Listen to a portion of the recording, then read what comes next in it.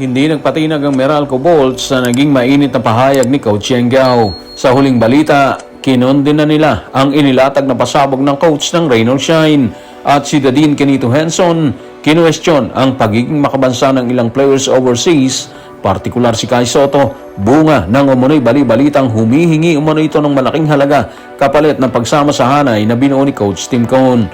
Tutukan po natin ang lahat ng yan, pero bago yan, pakisubscribe, like and share na lang muna para pareho tayong updated. Mariing pumalag ang Meralco Management sa naging pahayag ni Coach Yeng Guiao laban kay Cliff Hodges.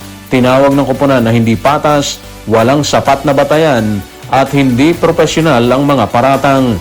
Iginiit din nila na walang lugar ang ganitong klaseng pahayag sa isang profesional na liga katulad ng PBA. Yan ang laman ng pahayag ng Meralco Bolts sa pagkondena nila sa pahayag ni Coach Yeng sa report ni Romel Fertes Jr. na Inquirer.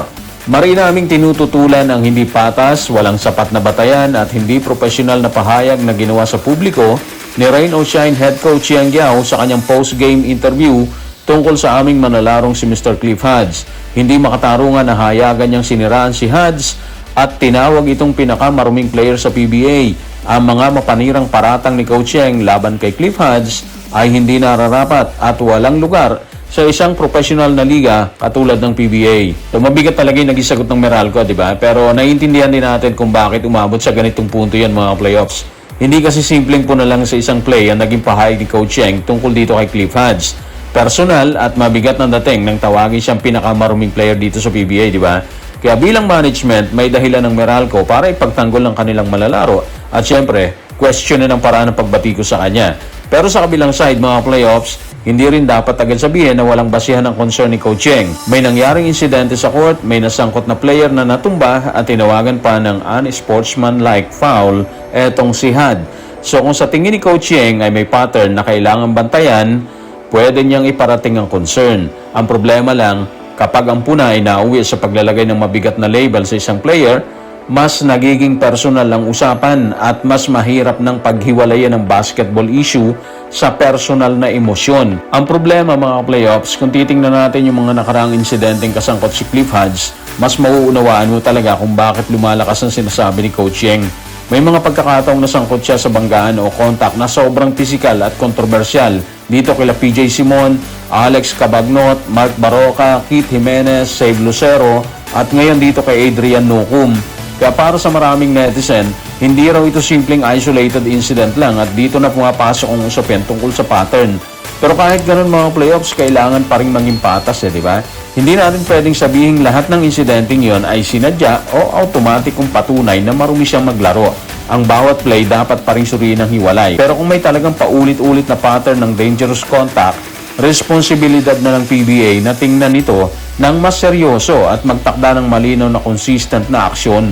Nakarating na rin kay Dadin Kenito Henson ang isang kontrobersyal na usap-usapan tungkol kay Kai Sotto at sa walang kasiguruhang paglalaro nito para sa Gilas Pilipinas sa susunod na window.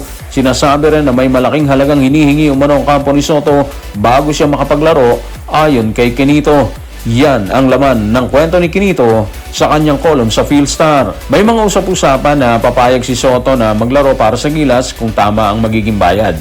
Ibig sabihin, hindi raw makukontento sa karaniwang allowance na binibigay sa mga national player.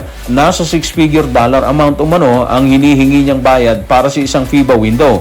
Sana ay hindi totoo ang usap-usapang ito dahil kung totoo man, maaaring mawala kay Sotto ang imahe bilang isang pambansang yaman at maalala siya sa kasaysayan ng basketball bilang isang manlalarong hindi makabansa. So kung pag-uusapan ng priority mga playoffs, kailangan talaga ng Gilas si Kai Sotto, lalo na sa mga darating na laban kontra Jordan at Iran. Malaking bagay ang height at presence niya sa loob, di ba? Pero kasabay niyan, lumabas ang usap-usapan na umabot na umano sa halos $6 figures ang hinihinging bayad para sa isang FIBA window. Ayon pa rin yan dito kay Dadin Kenito Henson. Pero hanggat walang confirmation, usap-usapan pa rin yan, nananatili lang yan sa ganyan. Pero sakaling totoo yan, talaga malaking tanong kung yun ba yung tamang halaga para sa isang national team appearance, di ba? Hindi naman natin kailangan kampihan o i-down si Kai Soto.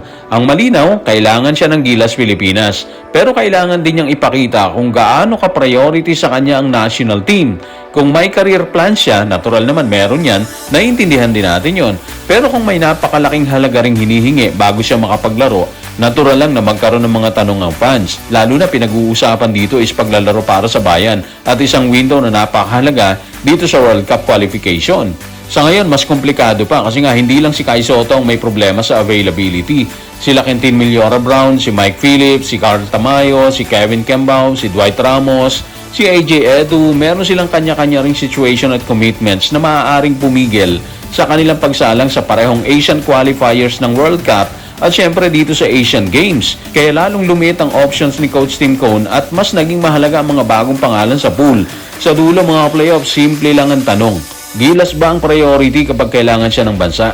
Kung makakasama si Kai, malaking dagdag talaga yan sa Gilas Pilipinas. Pero kung hindi, lalo na kung may malaking financial demand na kasama sa usapan, ayon yan kay Dadin Quinito Henson, kailangan magkaroon ng malinaw na desisyon na magkabilang panig. Hindi kasi pwede na puro hintayin lang kasi nga ang World Cup qualification hindi naman nakapaghihintay yan. At kailangan ng kumilos ng Gilas gamit ang mga player na talagang available at syempre committed sa bansa.